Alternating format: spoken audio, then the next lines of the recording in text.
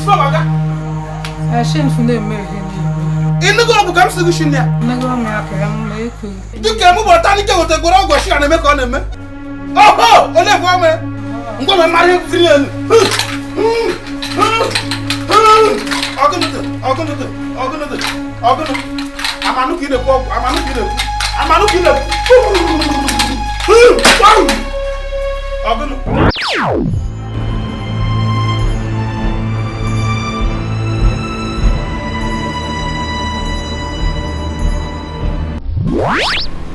Woni.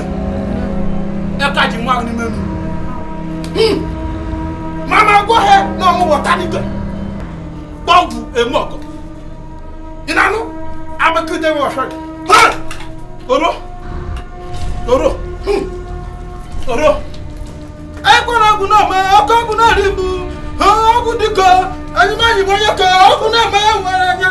Apata ogu na me nyang. Busema masiga ineme. Ebi bu na sim kusha machine neme. I'm a servant of the Most High. Abmonyosi nke Chineke. Sabati Mosa bu ka mi konketu. Abmonyosi nke Chineke. O nwere na me mi shi. Mu botani ke na gwa shi sim kusha machine neme. Madam. Bongo ma fuma. Koma. Enwete mu revelation maka shiji nwa ma Chineke ezome m me mbaburu ihe nyere ezinụlọ a. Ikwere n'ọkpara Chineke onye nwụrụ maka nsọpụta mmadụ niile. O buru ihe ụzọtọ n'afọ na enyemaka anyị na onye nwa bịa mmụọ nsọ nọ n'obi gị kwere Jesu mena ebere ọbara Jizọs Kraịst. Ọma mmeho.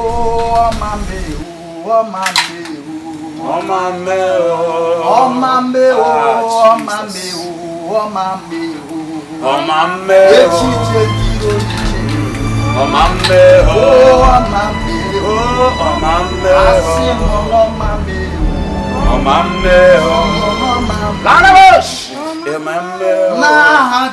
Amen. Bible says in Isaiah 12:27 that by the reason of anointing that every yoke shall be broken. I don't want to know the cause of this sickness because I know when the perfect comes that the perfect will disappear. I am here as an ambassador of Christ to declare light unto the darkness because the Spirit of God is upon me and He has anointed me to bring good news to the poor, to heal the broken hearted, and to announce that time has come when the Lord God shall save His people. I stand as authority of God to declare healing.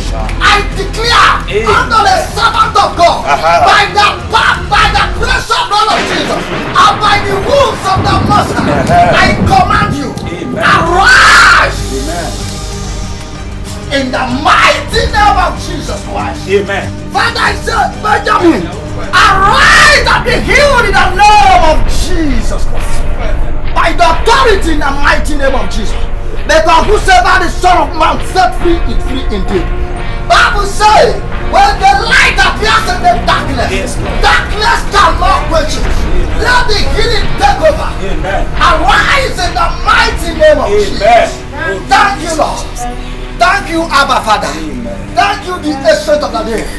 Thank you, the King of Kings. May God bless you. Yes, Lord. Father, you are King. Yes. Be thou exalted.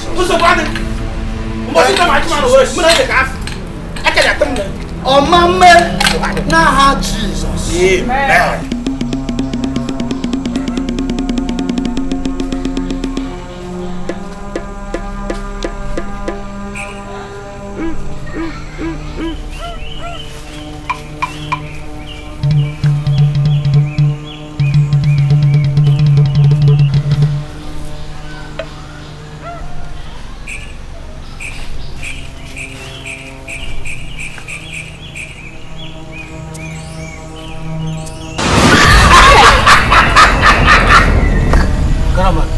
Ogunu make men ham. Oh! Ogunu bem anezum no bem anom nikuke jeri gai. Asum no bem mboyal. Allah. Wọ́n máa lọ. Ọ̀gbájú dọ́rọ̀. Alọ́. Ọ̀gbájú dọ́rọ̀. Ó lè bọ́ mu wàm. Ọ̀gbájú dọ́rọ̀. Ọ̀gán. Náà nwanne m chi nwoke. Nwa nchi onye ike nke m sọtara. Ya bụ Jeremaya. Ọ bịakwa m ọzọ. Ị mara nne mụ na ya bụ nwanne ntị ma bịara kene anyị ala. Ekene anyị ala. N'ụra ala nke m re ego ya mụta agụma. Ka ego m gwụrụ ohe bịa ajarị ụlọ n'ala nke ya. Nke na-ewukiri m bụ na ọ bịara wọcha chimegwu nke na-ewu ba ilele onwege mbe na-efe irulu ọ gabụghị mkparị anọntị ihe na-efe ọchịla ka na-aga na ya ọ bụrụ ka ihe na-ebe biskit bụ ọ kwutere la dịsị na oriri eme ma ohe bụ m gaba nke m achịlega onweghị na-aga Mbọ m ọrịrị ụlọ ọ bụ na ogbe nke kọrọ ogbe nke kere ihe n'onwe ọ bụ na nke kere na n'onwe na ọ bụ ma na-ere m bụrụ ego ebe kparị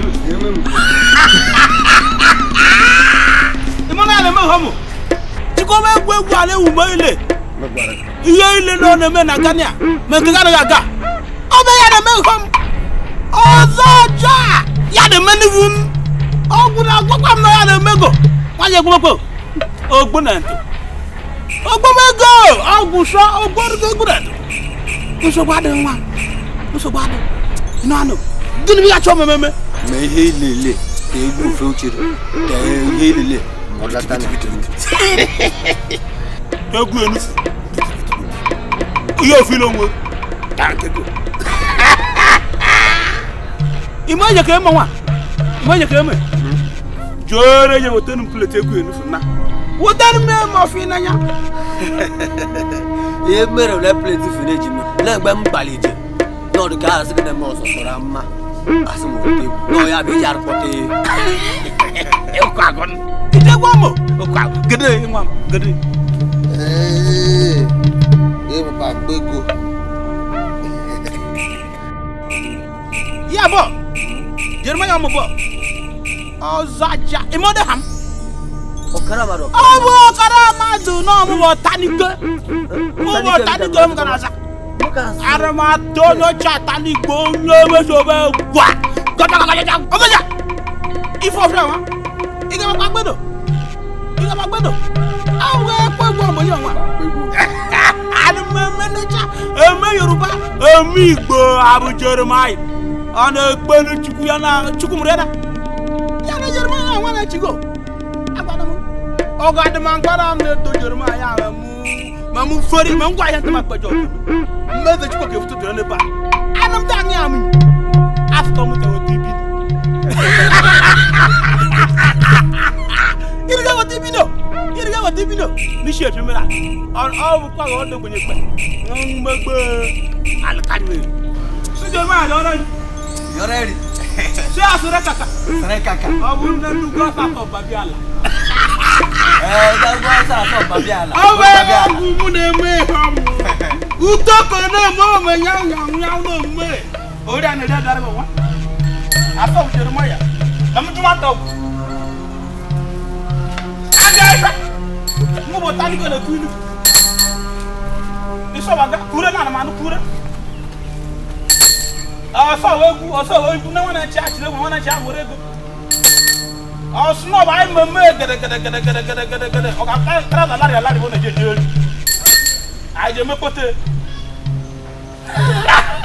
ìdájọ́ ọkùnrin àgbọmọ lẹjẹ máa dàmú gbè èyí nùdú yà múná múná bí ọdún náà bàjá ní ọmọ akpọtọ náà lọnù ìkùrù bẹ́ẹ̀ náà pa wọn kọkùn náà rí wu ọmọkọ ẹgbẹ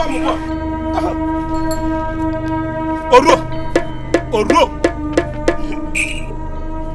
agbadamu ọgbụgbọ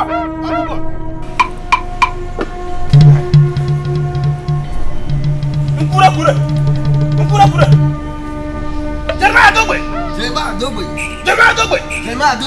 Jeremaya dogbe fugwa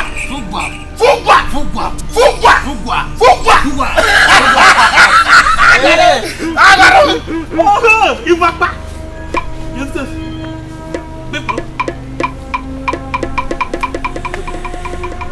otoke aka baba na je fo ogun anu eje je kana mo no budera no no nduma